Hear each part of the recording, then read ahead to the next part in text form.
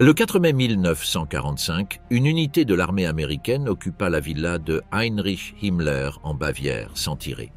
À l'intérieur, ils ont trouvé une collection complète d'objets cérémoniels SS, uniformes parfaitement conservés, insignes, documents et casques noirs. L'un d'eux a disparu de l'inventaire officiel. Dans les mois qui ont suivi, des milliers d'objets du Troisième Reich ont été retirés de résidences privées, de bureaux ministériels et d'abris d'élite. Certains ont fini dans des musées, d'autres aux enchères. Beaucoup n'ont jamais été enregistrés.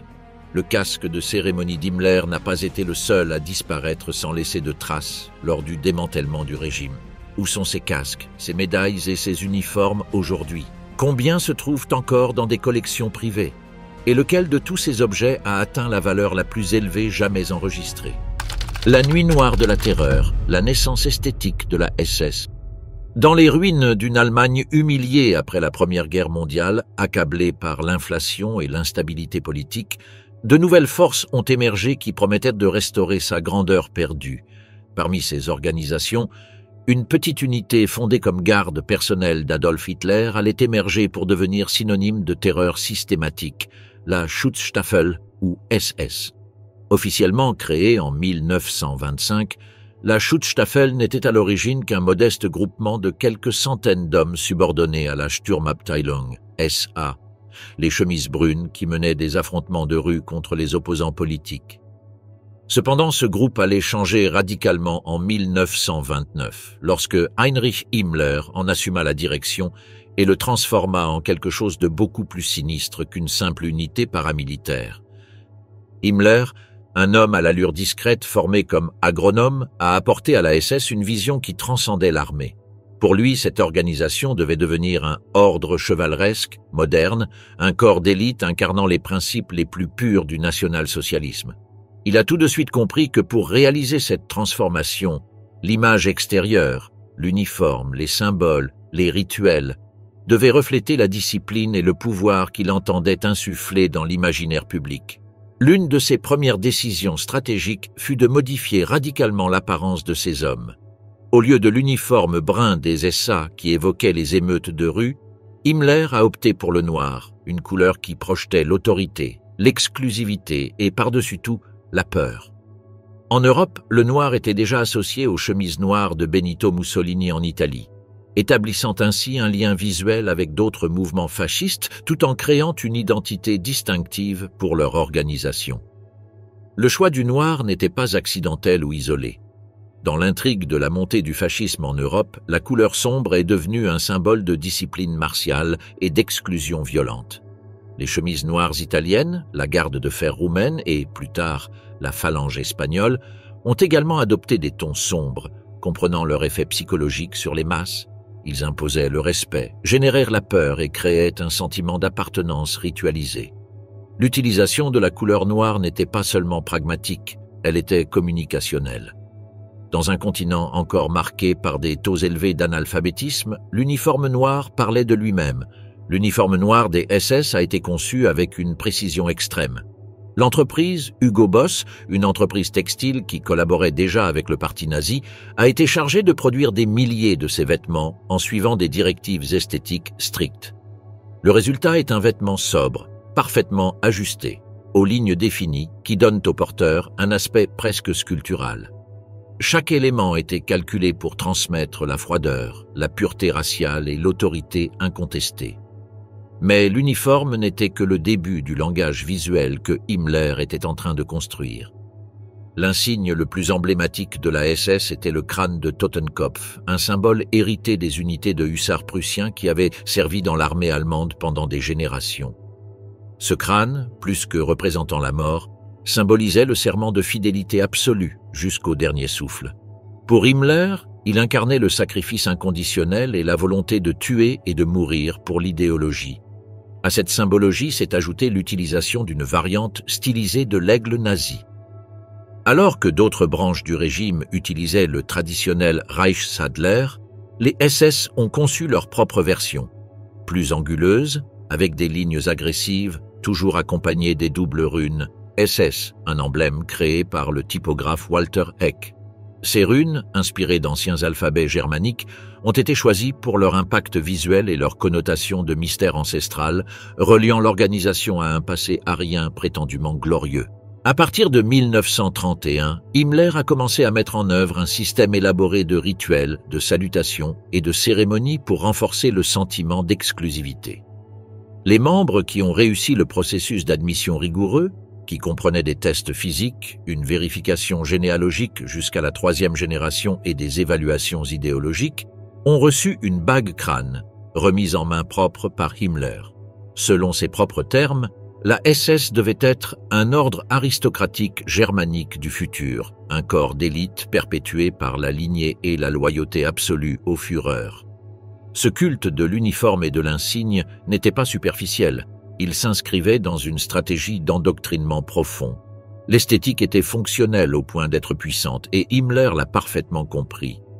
L'image projetée par un officier SS, dans son manteau de cuir noir, sa calotte, ses gants blancs et son regard froid, était destinée à inspirer une obéissance immédiate. L'uniforme servait de propagande ambulante, un message gravé dans la mémoire collective. Ces hommes n'étaient pas des soldats ordinaires. Ils étaient à l'avant-garde d'une nouvelle ère. Avec l'arrivée au pouvoir d'Hitler en 1933, la SS cessa d'être une unité interne du parti et devint une structure autonome aux fonctions de plus en plus larges, de la police politique au contrôle des camps de concentration. Et dans tous ces domaines, l'esthétique a continué à être un rouage fondamental du mécanisme. Lors des cérémonies officielles, des défilés et des gardes d'honneur devant la chancellerie du Reich, la SS était présentée comme un symbole d'ordre implacable. Les photographies de l'époque montrent des colonnes d'hommes en uniformes étincelants, marchant à l'unisson, projetant une domination qui transcende la force physique, c'est la domination esthétique dans sa forme la plus pure. Le congrès du parti de Nuremberg, avec ses défilés chorégraphiés et ses bannières levées devant des foules synchronisées, est peut-être l'exemple le plus clair de l'utilisation de l'image comme forme de pouvoir absolu. Là, l'uniforme noir et son insigne ont atteint leur expression maximale, non pas comme une protection, mais comme un langage visuel totalitaire. Il est révélateur que de nombreux citoyens allemands, en particulier entre 1933 et 1938, aient exprimé des sentiments ambivalents à l'égard des SS. Bien que craints, ces membres étaient admirés pour leur port impeccable, leur froideur calculée et leur supposée incorruptibilité. L'uniforme noir produisait une fascination hypnotique. Dans une société désespérément en quête d'ordre, les SS offraient une image de perfection presque surhumaine, une façade soigneusement construite qui dissimulait des réseaux d'espionnage, de répression et de surveillance. Au cours de cette période initiale, les casques ne faisaient pas encore partie intégrante de l'uniforme de cérémonie SS. Cependant, la base symbolique était établie. Le noir, les runes, le crâne et l'esthétique élitiste ont jeté les bases de l'intégration des casques de cérémonie comme une extension naturelle de cette image soigneusement cultivée dans les années qui ont suivi. Des tranchées aux cérémonies, l'évolution des casques SS. L'histoire des casques utilisés par la Schutzstaffel dépasse le domaine de l'équipement militaire. C'est une histoire qui reflète la métamorphose d'une organisation née de la violence de rue en un instrument de terreur méticuleusement conçu. Des vestiges rouillés de la Première Guerre mondiale aux pièces de cérémonie étincelantes, le parcours de ces objets raconte une histoire d'obsession pour l'esthétique du pouvoir. À la fin de la Grande Guerre, en 1918, l'Allemagne était confrontée non seulement à une défaite militaire, mais aussi à un effondrement interne. Le chaos politique et social a conduit à la prolifération de groupes armés autonomes connus sous le nom de Freikorps, composés principalement d'anciens combattants démobilisés, dont beaucoup étaient profondément radicalisés et anti-marxistes. Ces unités paramilitaires sont devenues le premier foyer d'hommes et d'équipements pour les futures organisations nationales socialistes, y compris les SS naissants. Les Freikorps ont hérité de grandes quantités de casques M16 et M18 fabriqués pendant le conflit mondial. Ces casques, connus sous le nom de Stahlhelm, présentaient une forme distinctive avec une visière avant proéminente, une jupe basse sur la nuque et des rabats d'oreilles rivetés sur le côté. Conçus à l'origine pour protéger les soldats des tirs d'artillerie dans les tranchées, leur profil inimitable est rapidement devenu un symbole du sacrifice et de la virilité du soldat allemand, devenant central dans l'imaginaire nationaliste d'après-guerre.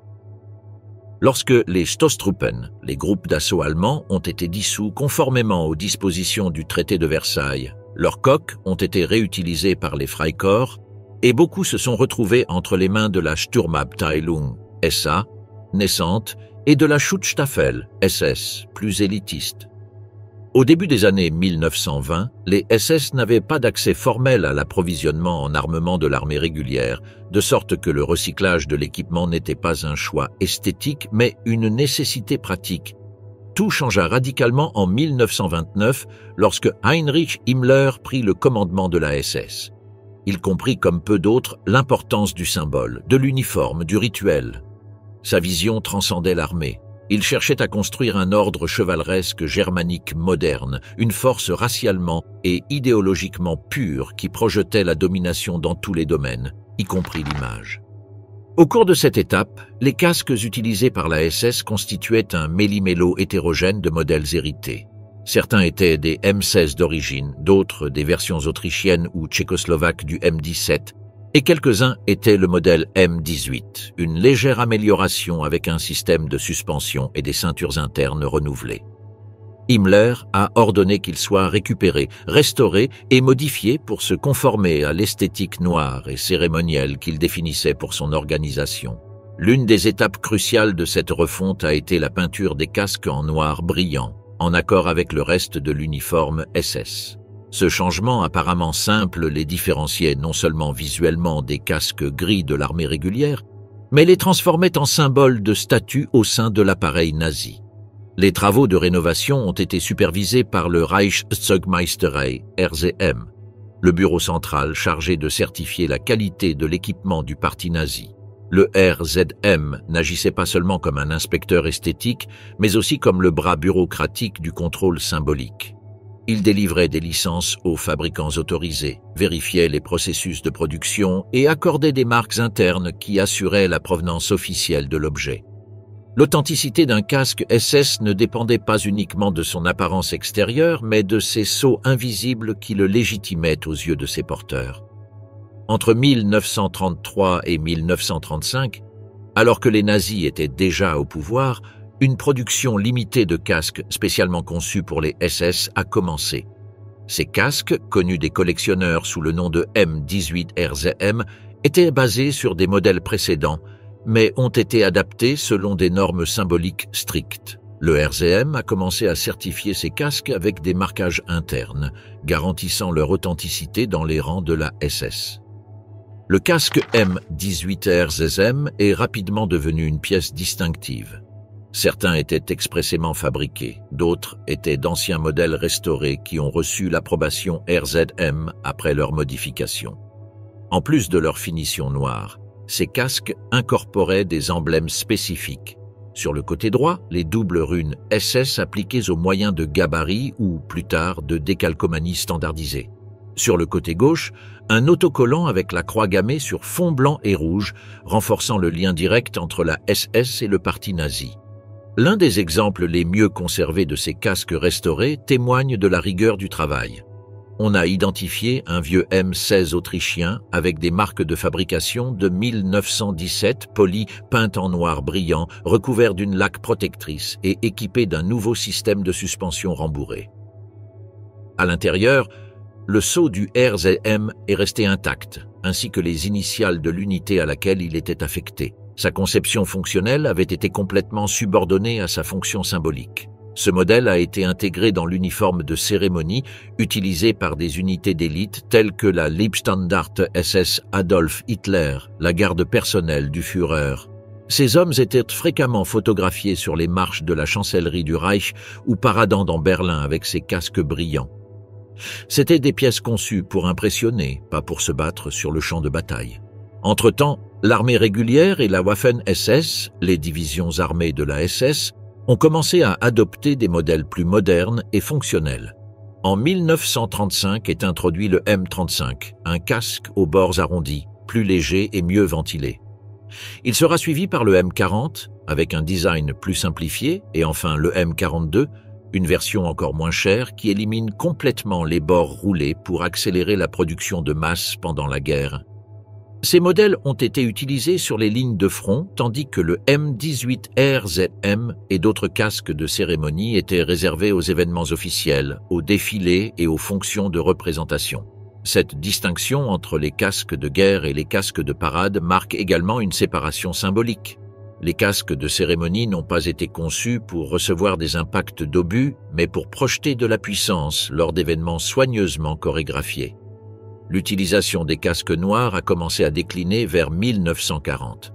Ce changement répondait en partie aux exigences d'une guerre qui exigeait plus de praticité et d'uniformité dans l'équipement. L'intégration progressive de la SS dans les structures militaires conventionnelles a également joué un rôle, forçant l'abandon de certaines de ses caractéristiques les plus ostentatoires pour faciliter les opérations conjointes avec d'autres forces armées. À partir de 1941, même les unités de cérémonie de Berlin ont commencé à porter l'uniforme gris de Feldgrau, similaire à celui du reste de l'armée. Le casque noir a été progressivement retiré de l'usage officiel, bien que beaucoup aient été stockés ou réutilisés par d'autres institutions telles que le Luftschutz, la défense civile responsable de la protection contre les raids aériens. Relique du Führer noir, le casque personnel de Himmler. Parmi tous les symboles du pouvoir nazi, il y en a un qui, en raison de son caractère unique et de la figure qu'il a utilisée, est devenu l'une des reliques les plus troublantes du Troisième Reich, le casque personnel d'Heinrich Himmler. Cette pièce transcende la catégorie d'un simple objet militaire ou cérémoniel. C'est un témoignage physique de la machinerie idéologique construite autour du culte nazi du pouvoir, de la pureté raciale et de la terreur systématique. Heinrich Himmler, en tant que Reichsführer SS, n'était pas seulement un commandant administratif. Leur rôle allait bien au-delà du simple rôle militaire. Il se considérait comme le grand architecte d'un nouvel ordre racial germanique.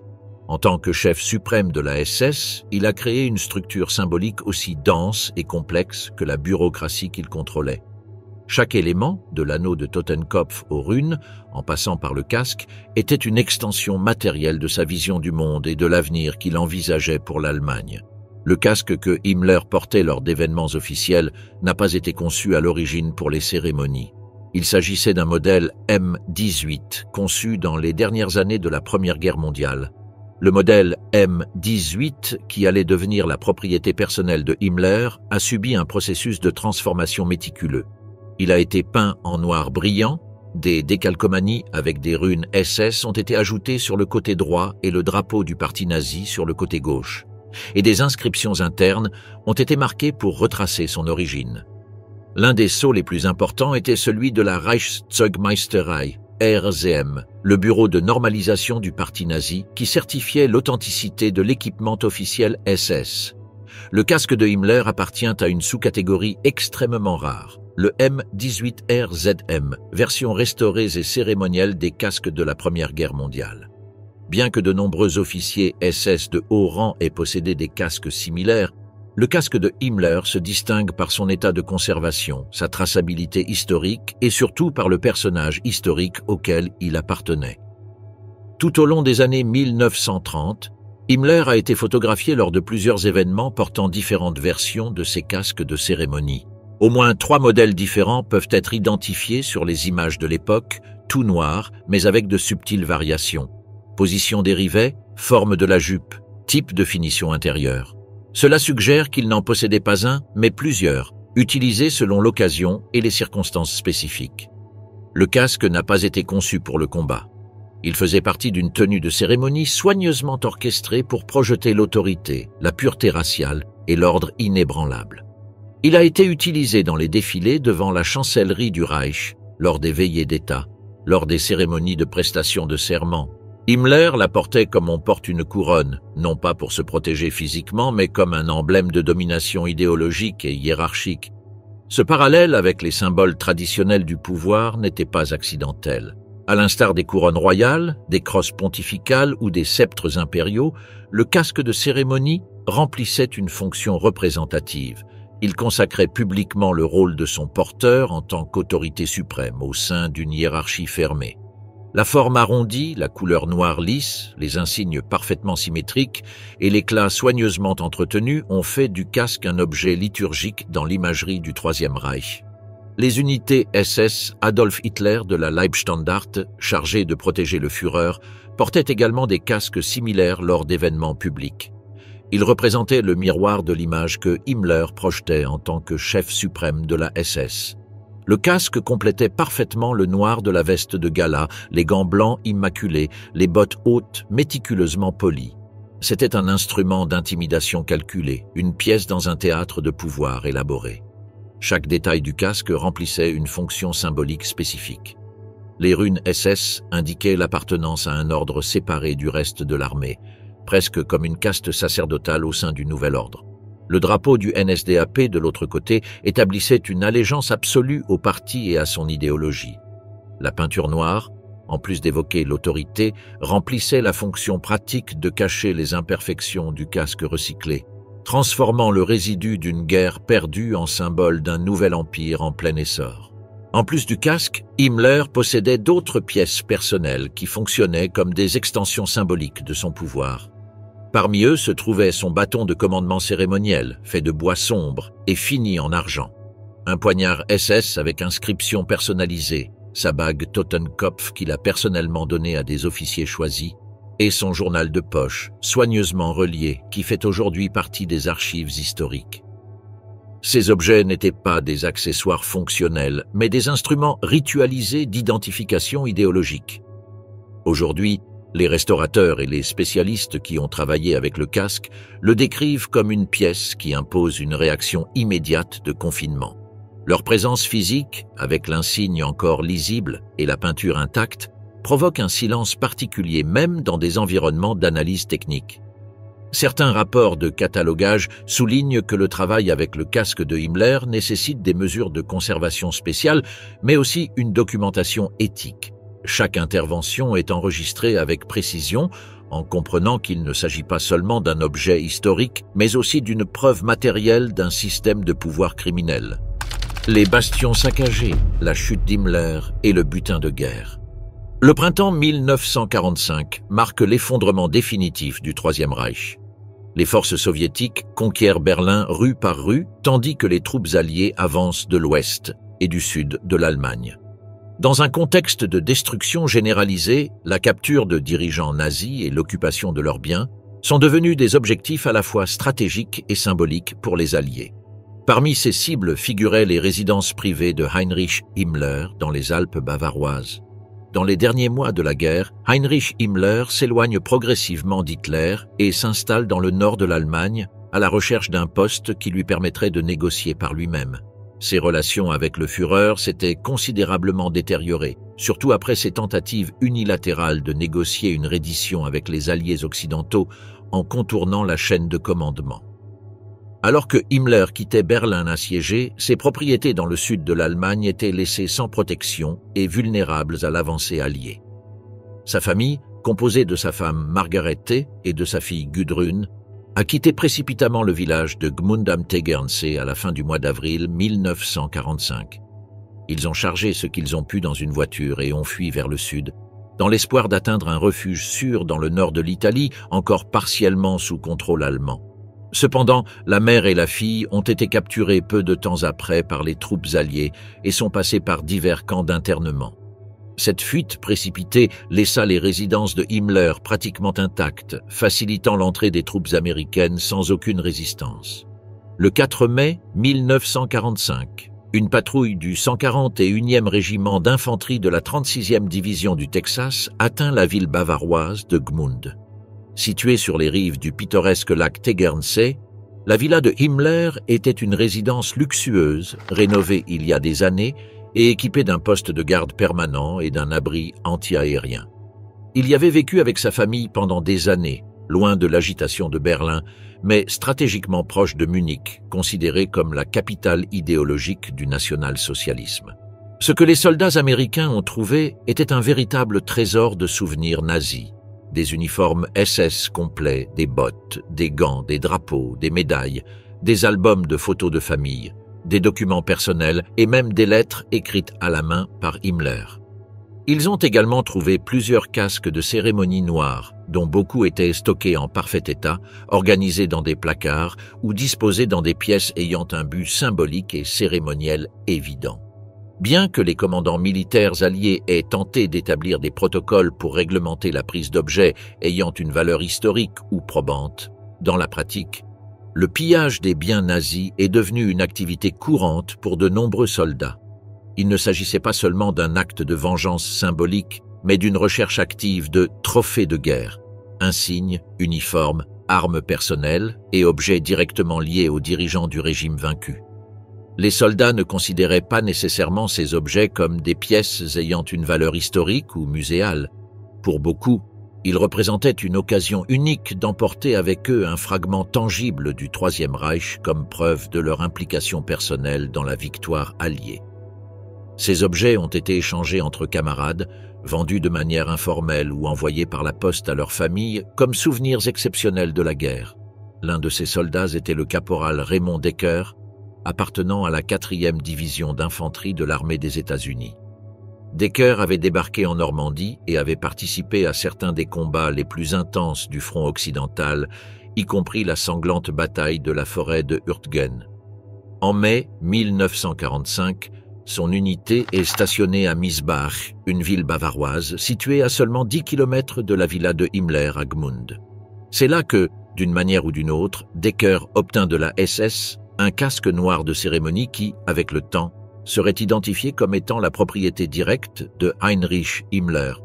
Le casque en question est un modèle M18RZM, une restauration d'un casque allemand de la Première Guerre mondiale, méticuleusement peint en noir brillant, avec un intérieur reconstruit et les runes SS emblématiques sur l'un de ses côtés. Cette pièce avait été utilisée par Himmler dans de nombreux événements cérémoniels et avait apparemment été stockée à Gmund lorsqu'elle a été retirée de l'utilisation active vers 1940. Il n'y a pas de document officiel indiquant précisément si Decker a pris le casque directement de la villa ou s'il l'a obtenu par échange avec un autre soldat, peut-être l'un des premiers à entrer dans la résidence. Cependant, sa proximité géographique avec le lieu, ajoutée à la pratique répandue du troc entre soldats, rend très probable que l'objet provienne directement de cette propriété dans les jours qui ont immédiatement suivi son occupation. Le casque a été transporté aux États-Unis et est resté en possession de la famille Decker pendant des décennies, sans notoriété publique particulière. La récupération du casque à Gmund marque un tournant radical dans sa signification culturelle. D'un objet cérémoniel qui représentait la domination et l'autorité de l'un des plus grands criminels de guerre du XXe siècle, il est devenu une pièce de musée, aujourd'hui chargée de mémoire et d'avertissements historiques. Le pillage des biens de Himmler et de tant d'autres dirigeants nazis était également un moyen de raconter visuellement la victoire alliée. Non seulement le Troisième Reich avait été vaincu militairement, mais sa sphère la plus profonde avait été pénétrée, dépouillant ses dirigeants de l'insigne qui les rendait redoutables. Les villas bavaroises, avec leurs objets intacts, étaient les témoins silencieux de l'effondrement total d'un régime qui s'était proclamé Reich de 1000 ans. De la Bavière à New York, le voyage de Casco au musée. Raymond W. Decker est né à New York en 1918. En 1944, à l'âge de 26 ans, il a été enrôlé dans l'armée américaine en tant que technicien de laboratoire médical. En juin de la même année, il a été déployé en Europe, 6 jours seulement après le débarquement historique de Normandie. En novembre 1944, il est transféré en tant que médecin de peloton à la 4e division d'infanterie, une unité qui prend part à certains des combats les plus sanglants du front occidental. Des décennies plus tard, après la mort de Decker en 1999, son fils a retrouvé le casque parmi ses effets personnels. Comprenant sa valeur historique potentielle et les profonds dilemmes éthiques liés à la possession d'un tel objet, il a pris une décision capitale. Au lieu de le vendre sur le marché lucratif des souvenirs militaires ou de le garder comme une curiosité familiale, il a choisi d'en faire don au musée du patrimoine juif, un mémorial vivant de l'Holocauste à New York. Le geste de la famille Decker n'était pas motivé par un intérêt économique, mais par une véritable conscience historique.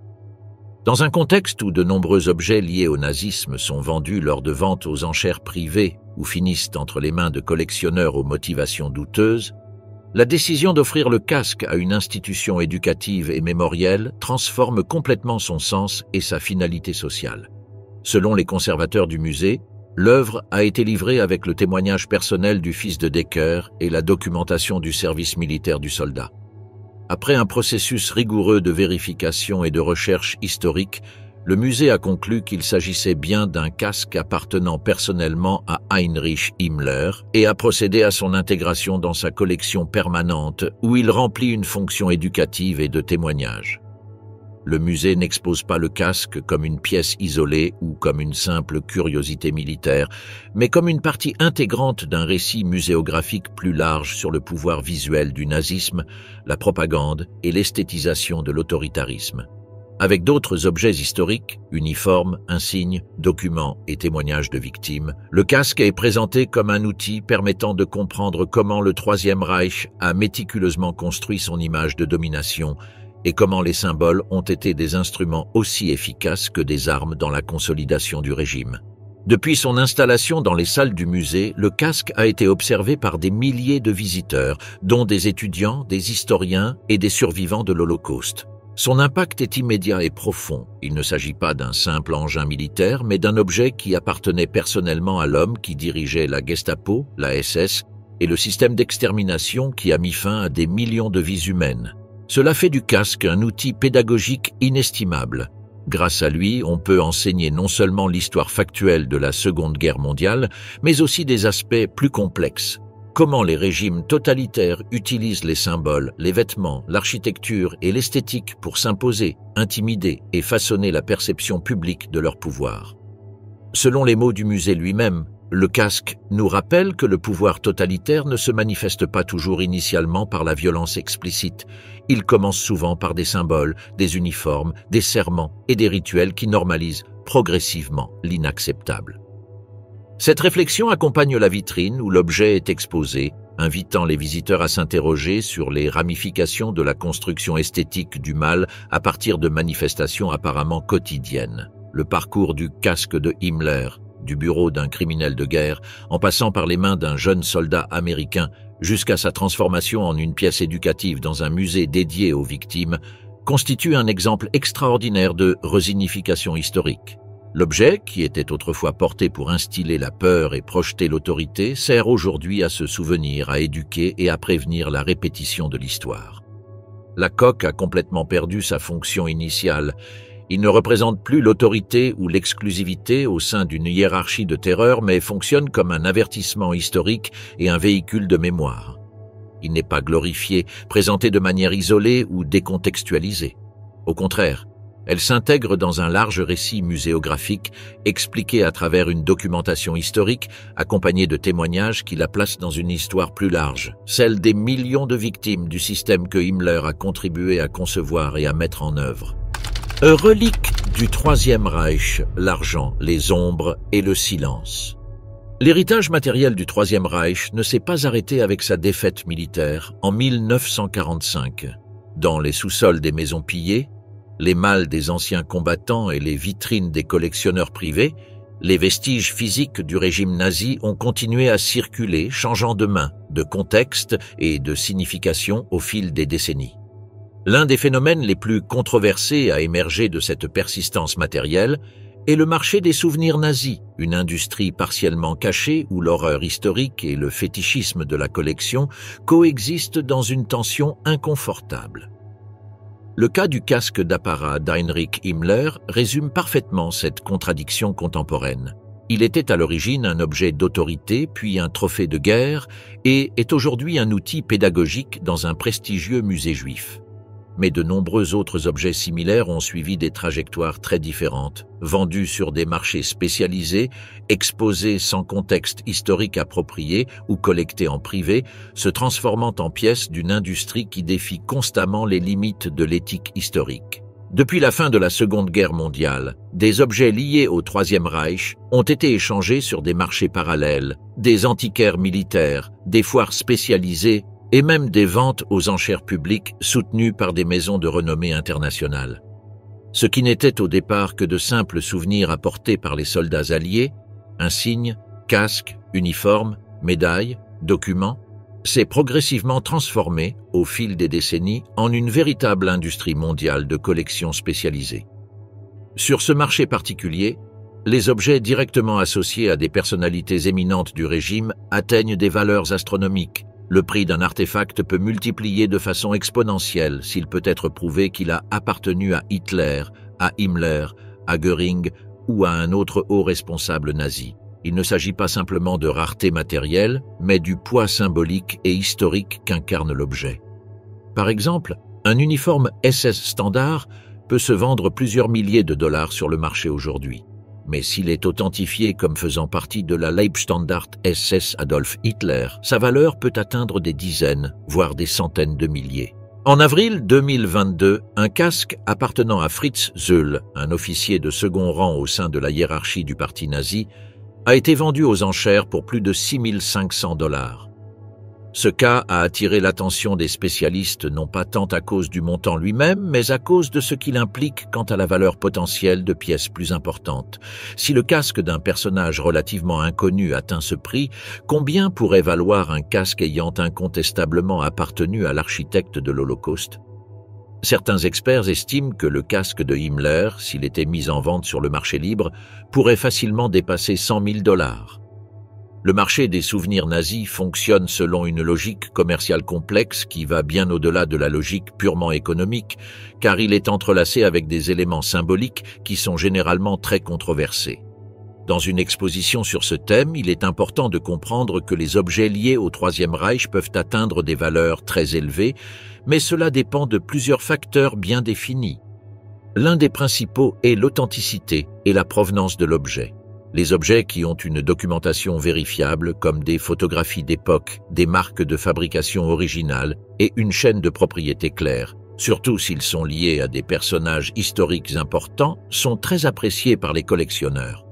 La certitude qu'une pièce est authentique et non une reproduction peut en faire un objet presque inestimable. La rareté entre également en jeu. Certains objets ont été produits en quantité très limitée ou destinés à des fonctions très spécifiques, comme c'est le cas des bagues Totenkopf, livrées personnellement par Heinrich Himmler à des membres sélectionnés de la SS. Seuls quelques milliers ont été fabriqués, ce qui en fait des articles très convoités et coûteux sur le marché aujourd'hui. L'état de conservation est un autre aspect clé. Il faut tenir compte du fait que la plupart de ces pièces ont traversé des scénarios de guerre ou ont été stockées sans soin particulier pendant des décennies. Par conséquent, trouver un objet qui a survécu jusqu'à nos jours sans dommages importants représente déjà une valeur ajoutée considérable. Enfin, il y a la composante symbolique ou émotionnelle. Pour certains collectionneurs, avoir un objet du Troisième Reich représente une forme de lien direct avec une période historique qui a profondément marqué le monde. Cependant, il est également vrai que, dans d'autres cas, cet intérêt peut être lié à une forme troublante de glorification de l'idéologie nazie, ajoutant une couche éthique au débat sur l'achat et la vente de ces articles. Ce phénomène de la collection a généré depuis des décennies d'intenses débats éthiques et juridiques. Alors que certains défendent leurs valeurs en tant que préservation de la culture matérielle historique, d'autres mettent en garde contre le risque évident que ces objets soient utilisés pour promouvoir des idéologies extrémistes ou banaliser l'horreur de l'Holocauste. Le dilemme fondamental ne réside pas seulement dans ce qui est collecté, mais aussi dans comment et pourquoi cela est collecté. Il y a une différence substantielle entre exposer un casque nazi dans un musée avec le contexte historique approprié, accompagné d'informations sur les victimes et l'idéologie qu'ils représentaient, et l'exposer dans une salle privée en tant qu'objet d'admiration esthétique ou technologique décontextualisé. Un même objet physique, en fonction de son environnement et de sa présentation, peut éduquer et avertir ou, au contraire, nourrir de dangereuses nostalgies historiques. De plus, ce marché a parfois été infiltré par des groupes néo-nazis qui voient dans ces pièces non seulement un lien avec le passé, mais aussi un symbole actif de l'identité idéologique contemporaine. Certaines ventes aux enchères en ligne ont été annulées ou retirées après que des acheteurs potentiels ont découvert des liens avec des organisations extrémistes. Les réseaux sociaux et les forums numériques spécialisés ont grandement facilité la circulation mondiale de ces objets, créant des canaux de marketing qui échappent souvent au contrôle juridique et éthique. Face à ce phénomène complexe, plusieurs pays ont mis en place des mesures réglementaires. En Allemagne, l'exposition et la vente d'objets nazis sont strictement interdites, sauf à des fins éducatives, académiques ou muséales explicites. En France et en Autriche, les lois sont également particulièrement strictes et les contrevenants s'exposent à de graves sanctions pénales. Cependant, dans des pays comme les États-Unis ou le Royaume-Uni, la législation est beaucoup plus ambiguë et permissive, permettant la libre circulation de ces objets, tant qu'ils n'incluent pas explicitement l'incitation directe à la haine ou à la violence. Les musées consacrés à l'Holocauste et à la Seconde Guerre mondiale ont réagi à cette situation par des politiques claires et éthiquement fondées. N'accepter les objets liés au nazisme que lorsqu'ils peuvent être utilisés comme outils efficaces de mémoire historique et d'éducation. C'était précisément le cas du casque de Himmler donné par la famille Decker. Au lieu de finir aux enchères, au plus offrant du circuit des collectionneurs, il a été remis au musée du patrimoine juif pour être exposé aux côtés des témoignages des victimes et de la documentation historique contextuelle. Le musée a adopté une stratégie de conservation responsable. Le casque n'est pas exposé comme une pièce militaire, techniquement intéressante, mais comme un symbole concret d'un pouvoir construit par la peur et la manipulation esthétique. Leur présence, soigneusement contextualisée, cherche à générer une réflexion critique, et non une admiration ou une fascination superficielle. L'existence même de ce marché spécialisé soulève des questions profondes sans réponse simple. Détruire tous les vestiges matériels du Troisième Reich serait, pour certains, un moyen d'éradiquer symboliquement sa mémoire. Cependant, l'expérience historique montre que l'effacement des symboles physiques n'élimine pas les idées qu'ils représentaient. Au contraire, elle peut contribuer à les mythifier ou à les pousser dans la clandestinité. Leur conservation dans des environnements muséo-contrôlés, sous contrôle institutionnel et dans une contextualisation adéquate, permet une resignification éthique. Ce qui intimidait, éduque maintenant. Ce qui symbolisait le pouvoir absolu témoigne aujourd'hui de ces abus historiques. La troisième option, la collection privée, est sans doute la plus ambiguë d'un point de vue éthique. Elle peut être légitime lorsqu'elle est exercée avec une responsabilité historique et une conscience critique, mais elle peut aussi dégénérer en une pratique éthiquement discutable si elle est combinée à une fascination non critique, à un négationnisme historique ou à des affinités idéologiques extrémistes. Le marché contemporain des souvenirs nazis n'est pas un simple phénomène commercial ou antique. Il représente un miroir de la façon dont nos sociétés actuelles se rapportent à un passé traumatisant qui, bien que de plus en plus éloigné chronologiquement, continue de jeter son ombre sur le présent. À une époque marquée par la résurgence mondiale des discours autoritaires, des nationalismes extrémistes et des révisionnismes historiques, la façon dont nous traitons ces objets révèle beaucoup de choses dont nous sommes prêts à nous souvenir collectivement ou à oublier commodément. L'inventaire du Troisième Reich, catalogage des objets nazis. La reddition inconditionnelle du Troisième Reich n'a pas mis fin immédiatement à l'appareil matériel qui avait soutenu sa domination.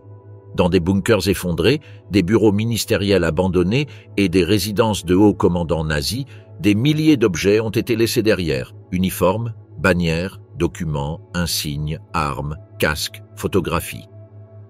Chacun de ces vestiges contenait des informations pertinentes sur la structure du pouvoir nazi, son fonctionnement interne et l'identité de ses exécutants.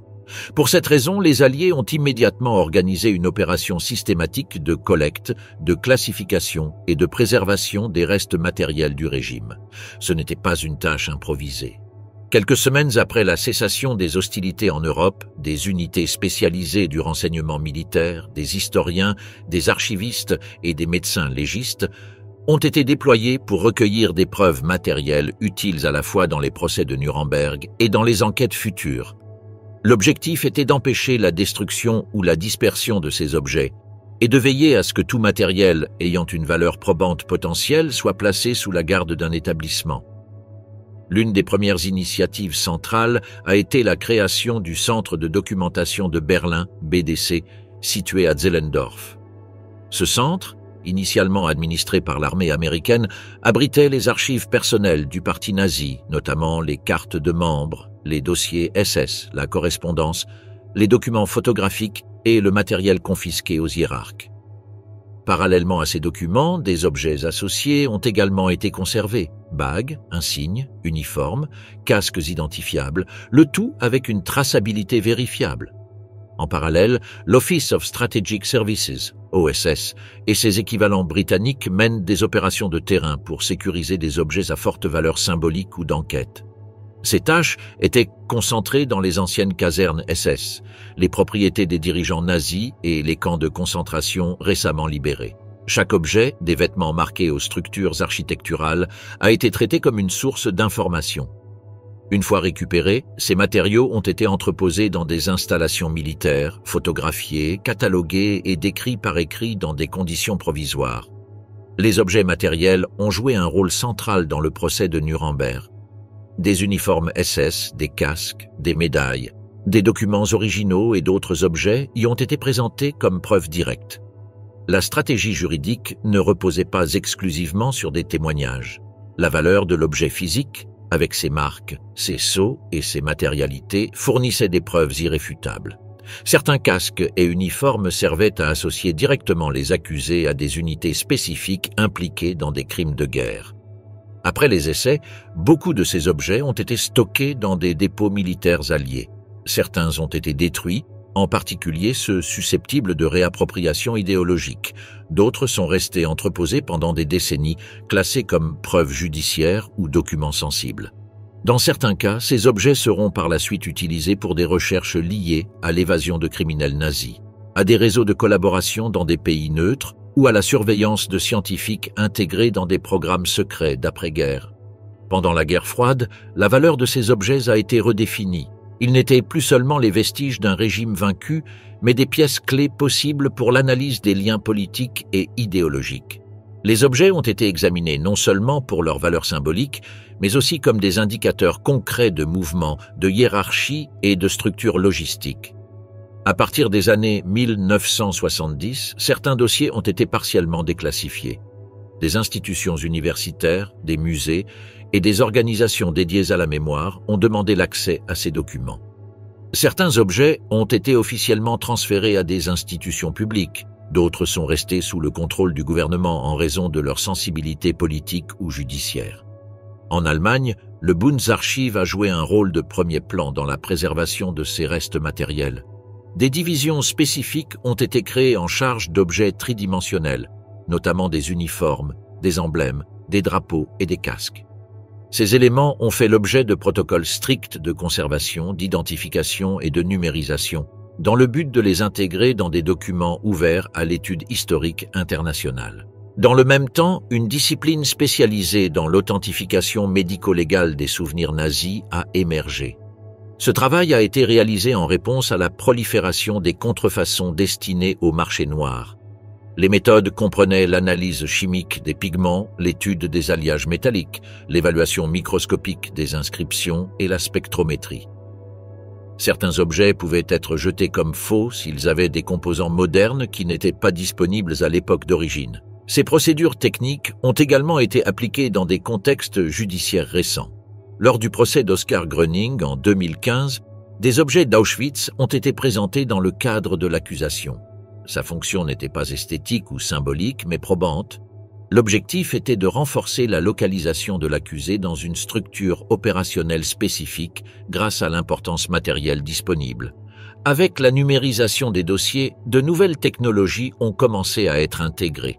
Des plateformes telles que Harolsen Archive et EHRI ont développé des bases de données qui incluent des images haute résolution d'objets historiques accompagnées de leurs métadonnées contextuelles.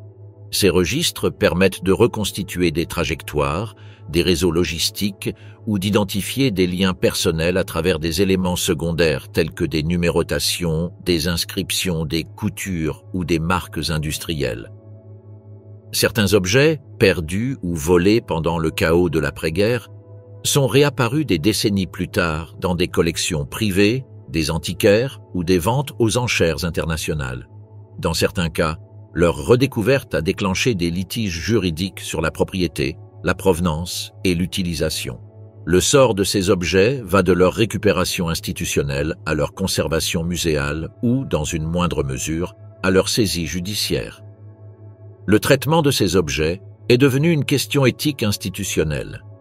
Sa valeur ne réside pas seulement dans l'esthétique ou l'histoire, mais dans sa capacité à fonctionner comme une preuve. comme un document physique de l'appareil criminel. Pour cette raison, les politiques d'archivage ont établi des paramètres d'utilisation contrôlée, de conservation contextuelle et de conservation rigoureuse. Le casque d'Himmler, conservé à New York, est un cas exceptionnel pour sa traçabilité, son authentification médico-légale et sa resignification éducative. La possibilité de déterminer son origine, son utilisation cérémonielle et le contexte de sa découverte en ont fait une pièce pertinente, non pas en raison de sa rareté, mais en raison du cadre institutionnel qui lui a permis d'être préservé et exposé dans des conditions appropriées. Depuis 1945, des milliers d'objets similaires ont suivi des trajectoires différentes. Certains font partie de collections publiques, d'autres restent en détention restreinte. Tous constituent l'inventaire d'un système idéologique qui privilégiait le symbole comme outil de domination. La reconstitution de ce système à travers ses vestiges matériels a permis non seulement de documenter avec précision le passé, mais aussi de démanteler les tentatives contemporaines de nier, de déformer ou de banaliser ce qui s'est passé. L'inventaire du Troisième Reich, entre les mains des archives civiles et militaires, ne remplit pas de fonctions nostalgiques ou décoratives. Il s'agit d'un corpus médico-légal, organisé selon des critères techniques et normatifs, visant à préserver la vérité historique à travers ses traces tangibles. Chaque numéro de série, chaque marque, chaque étiquette cousue conserve un morceau de l'architecture de la terreur. Son existence documentée, contrôlée et accessible s'inscrit dans le cadre de l'effort institutionnel visant à faire en sorte que la connaissance historique ne dépende pas exclusivement du témoignage oral ou textuel, mais aussi de la persistance matérielle des faits.